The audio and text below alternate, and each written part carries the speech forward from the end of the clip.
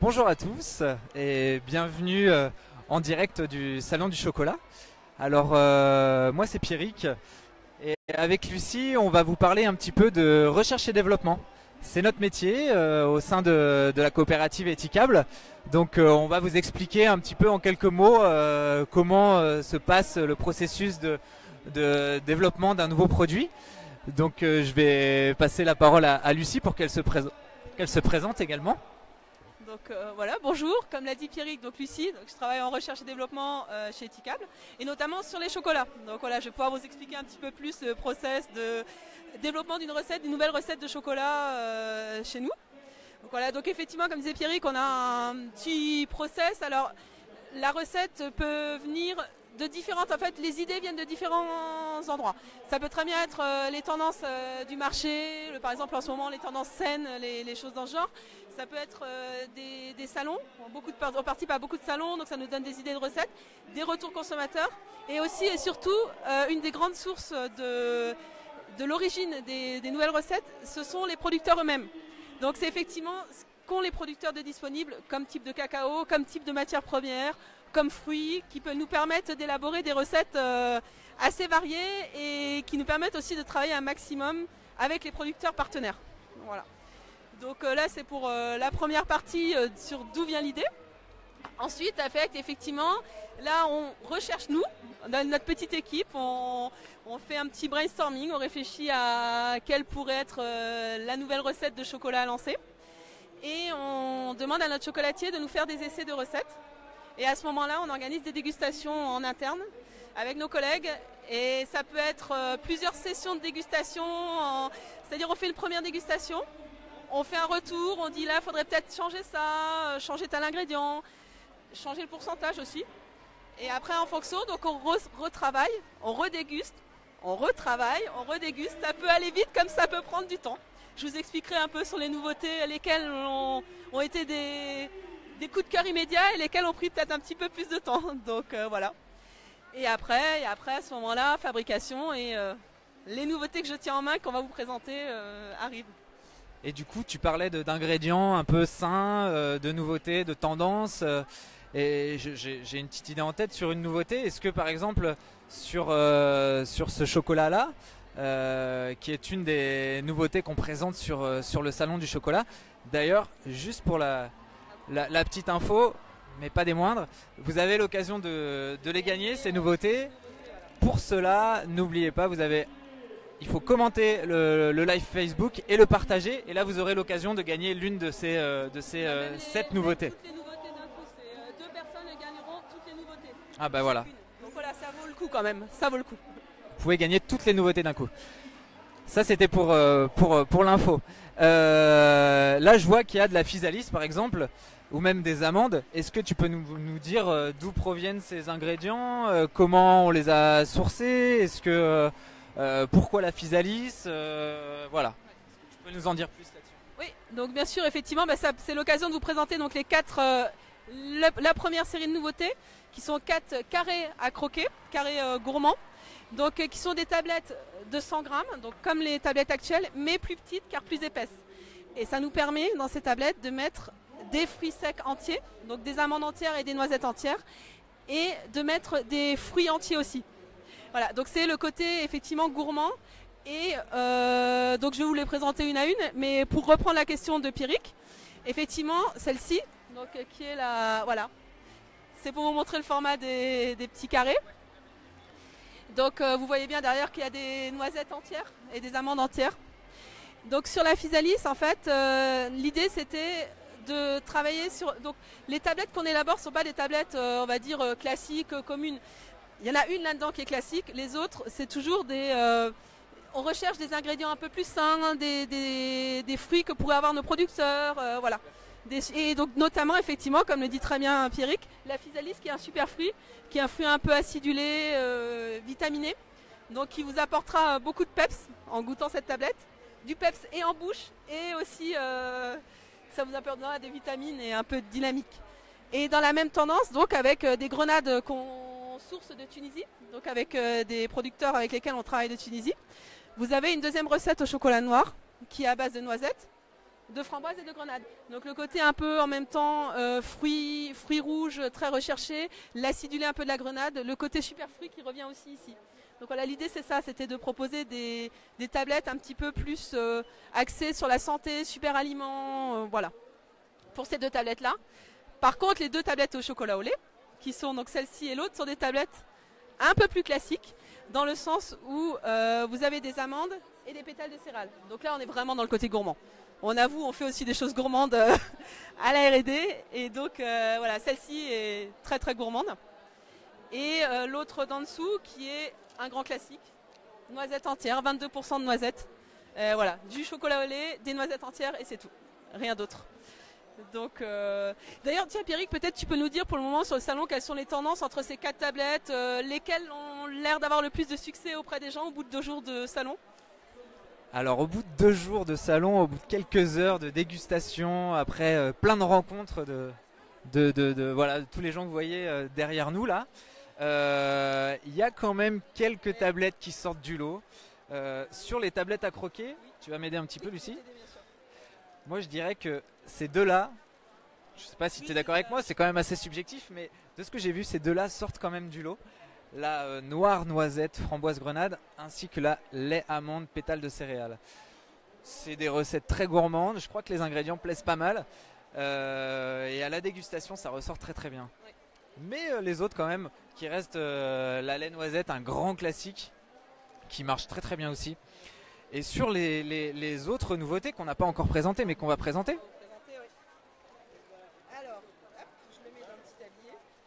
Et je crois que celle-ci, d'un point de vue recherche et développement, ça fait partie des tablettes pour lesquelles on a mis quand même du temps à choisir. Au début, on est parti sur 7 ou 8 recettes, puis sur 5, puis on en a sélectionné 3, mais il y a eu beaucoup d'allers-retours, beaucoup d'essais, beaucoup de dégustations. On fait beaucoup de dégustations, c'est un dur métier. Et finalement, on a atterri sur ces 3 recettes qui sont très très bonnes, avec 42% de cacao. Et ça, tu vas nous en parler après un petit peu, Lucie, pourquoi 42% de cacao et pas plus, pas moins. Et alors là, moi, les 2 best sur ces 3-là, pour moi, c'est les biscuits sablés et les rhubarbe quinoa. En tout cas, c'est celles pour lesquelles on a les meilleurs retours, j'ai l'impression, là sur le salon. Même si celle avec les graines, pavot, lin, tournesol, voilà, là on revient aussi sur des ingrédients un peu sains qui sont quand même très tendance et qui marchent aussi très bien. Voilà, et du coup, j'en reviens à ma question, 42%. Pourquoi 42%? Alors effectivement, pourquoi 42%? Ce qu'il faut savoir, c'est qu'un chocolat au lait basique a entre 30 et 32% de cacao en général. Voilà. On a lancé il y a 1 an et demi des tablettes chocolat au lait à haut pourcentage de cacao, donc 47, 50 et 53, ce qui veut dire moins de sucre et plus de cacao, donc à côté quand même en bouche plus marqué. Et on s'était dit que ce serait bien aussi de le faire sur les tablettes avec des inclusions. Donc ce qu'on appelle des inclusions, c'est les ingrédients ajoutés. Et l'idée, c'était de trouver un mix entre un pourcentage de cacao quand même élevé, mais qui ne couvre pas le goût des ingrédients ajoutés. Donc on a fait pareil plusieurs essais, et on est arrivé à 42%, qui est quand même plus de 10% au-dessus de la moyenne normale. Donc ça veut dire que ces chocolats-là en soi sont plus sains, on va dire moins sucrés que les chocolats au lait classiques. Donc celui-là, par exemple, en plus on y a rajouté des ingrédients sains, il est, on va dire quand même, pour un chocolat au lait, on peut se faire plaisir sans culpabiliser. Et donc effectivement, pourquoi 42%? On est parti sur des fèves de cacao du Pérou. Donc c'est bien, ça me permettra d'introduire aussi les producteurs péruviens que vous allez rencontrer juste après nous. Et donc ce cacao du Pérou, on a fait plusieurs essais de pourcentage, et 42% était le meilleur compromis entre avoir déjà le goût du cacao qui ressort bien et effectivement qui ne couvrira pas plus tard les inclusions. Voilà. Le meilleur équilibre. Oui. Et ce cacao du Pérou se retrouve aussi effectivement sur toutes ces tablettes-là. C'est le même cacao du Pérou, et ici la couverture est le chocolat de base est à 65%. Donc qui est quand même déjà un pourcentage élevé aussi.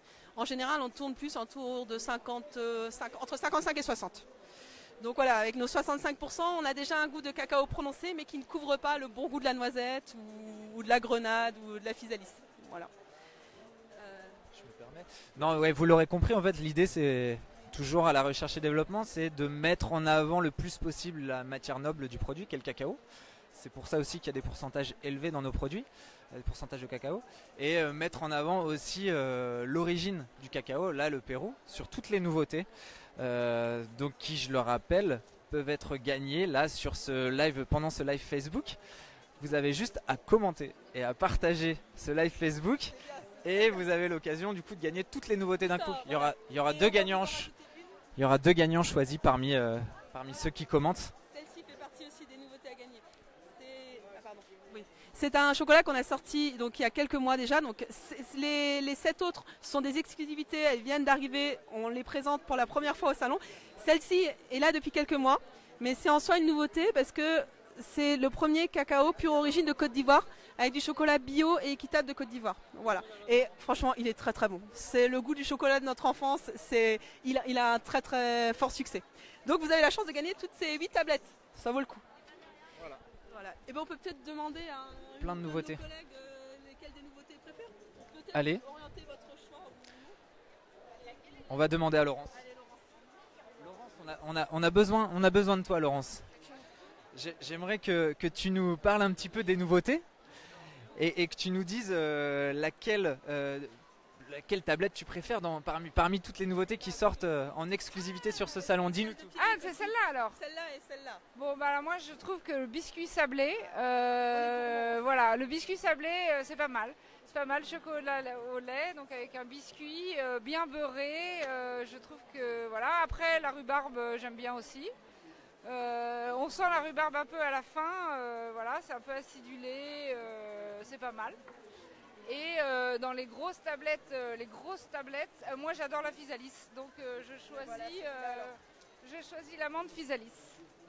Et voilà, c'est un peu acidulé, pétillant, et puis les amandes entières, c'est quand même meilleur. Merci Laurence. La Physalis qui est joliment appelée l'amour en cage aussi. On a beaucoup parlé de l'origine Pérou et du coup ça nous permet d'enchaîner avec nos producteurs qui sont ici avec nous sur le salon du chocolat. Voilà, et vous avez, attends, je vais trouver la tablette. Voilà, Abimel qui est en photo sur notre tablette moi je suis allée personnellement voir sa coopérative il y a 3 ans. Donc voilà une photo qu'on a prise il y a 3 ans et vous allez le retrouver en live juste après avec Christophe. Donc on va aller les retrouver tout de suite. Ils sont avec nous sur le stand. Alors on va passer la parole à Christophe d'abord, qui est l'un des cofondateurs d'Eticable. Donc ces tablettes de chocolat qui ont été présentées sont fabriquées avec du cacao du Pérou, avec notre partenaire Norandino, une coopérative du nord du Pérou. Et plusieurs représentants de cette coopérative sont là aujourd'hui. Je vais leur passer la parole. Por favor, si se pueden presentar uno después de los otros. Buenas tardes, mi nombre es Raúl Calle, soy el gerente general de la Cooperativa Agraria Norandino, ubicados en el norte del Perú. Donc Raoul est le gérant de la coopérative Norandino, un des partenaires, je vais dire, historiques d'Eticable, parce que on achète des quantités assez significatives et de café et de cacao et de sucre complet à cette coopérative Norandino. Mi nombre es Abimel López García y soy responsable de control de calidad en cacao. Donc Abimel, lui, est le responsable de contrôle de qualité cacao de la coopérative Norandino. Buenas tardes, mi nombre es José Rojas, parte del equipo técnico en Norandino y los invitamos a ver esta importante presentación que está haciendo aquí con nuestro aliado comercial en Francia, Eticable. Es una marca muy importante para Norandino, especialmente para todo el norte de Perú. Los invitamos a que sigan nuestra publicación y consuman este chocolate. Donc José de la coopérative, qui est un des historiques de la coopérative Norandino, fait un brin de publicité en appelant ses collègues péruviens à suivre également le live sur Facebook, dit-il, d'un client important et d'une marque importante qui est Eticable, parce que c'est vrai que nous sommes des partenaires maintenant depuis longue date. Alors, no sé, ¿alguien nos puede un poco explicar qué es la cooperativa Norandino, qué es, qué cuenta, cómo se produce el cacao? Une petite présentation rapide de la coopérative Norandino. Con mucho gusto. Bueno, Norandino es una cooperativa de Perú, representa a 7,000 productores de café, de cacao y de panela. En cacao tenemos 1,200 productores y estamos trabajando en Piura, en Tumbes, en Cajamarca, y Amazonas. Donc c'est une coopérative qui compte 7000 producteurs et qui produit et du cacao et du café et donc du sucre complet et du cacao donc à Tumbes, à Caramarca, dans différentes zones sur le nord du Pérou. Abimel, ¿qué puede decir sobre la calidad del cacao? Este cacao de Amazonas, ¿a qué se debe la calidad de este cacao? Qui proviene del sistema de producción, del fermentado, d'où provient la qualité de ce chocolat qui est légèrement fruité de la coopérative d'Amazonas, d'où provient ce cacao. Bueno, Amazonas es un lugar muy interesante para el Perú, para Norandino. Tiene un cacao de origen nativo que lo cultivan bajo sistemas de producción orgánica y comercio justo. Y es interesante porque tiene un sabor y aroma muy especial.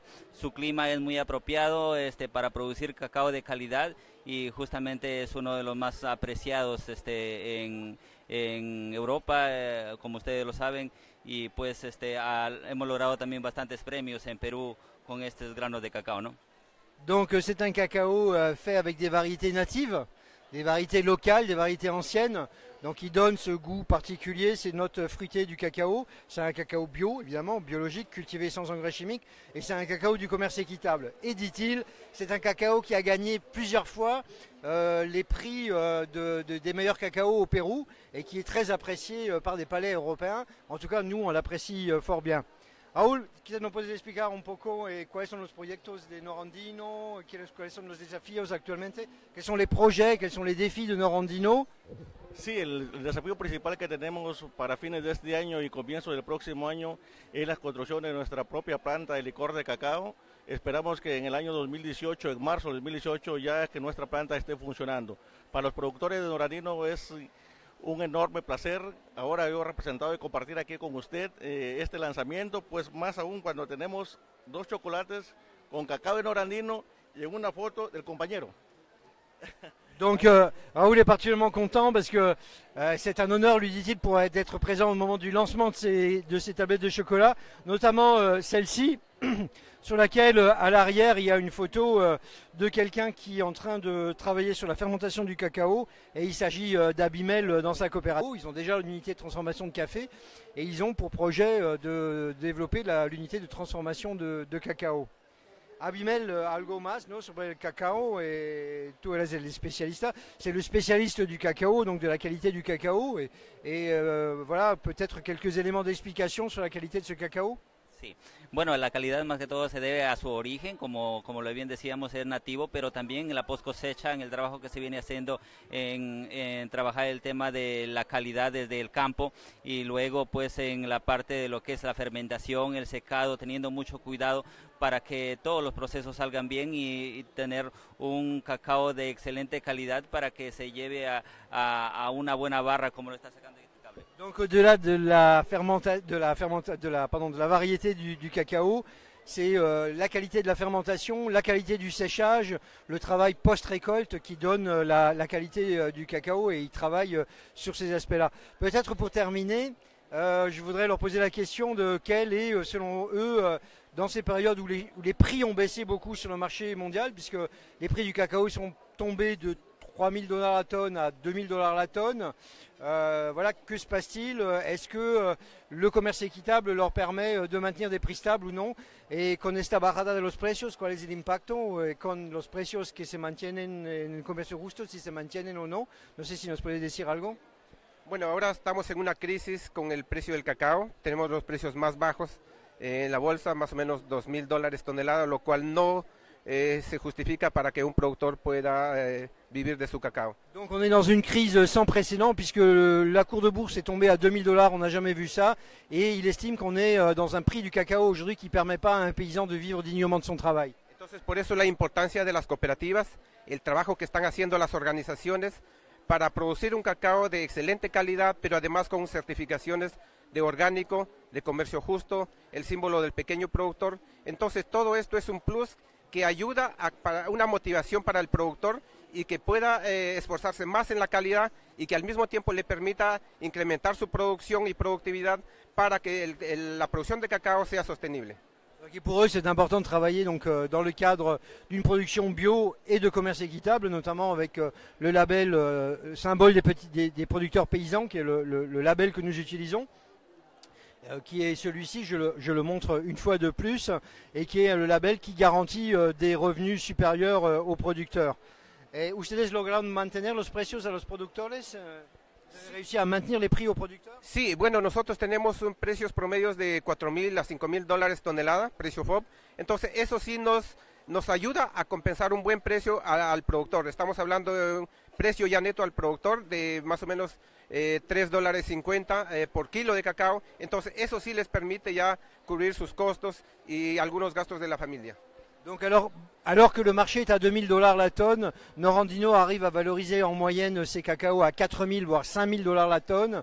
Et donc ils arrivent à rémunérer le producteur, le paysan, à $3,50 le kilo, hein, $3,500 la tonne. Et donc avec ce, continuer à investir dans leur exploitation.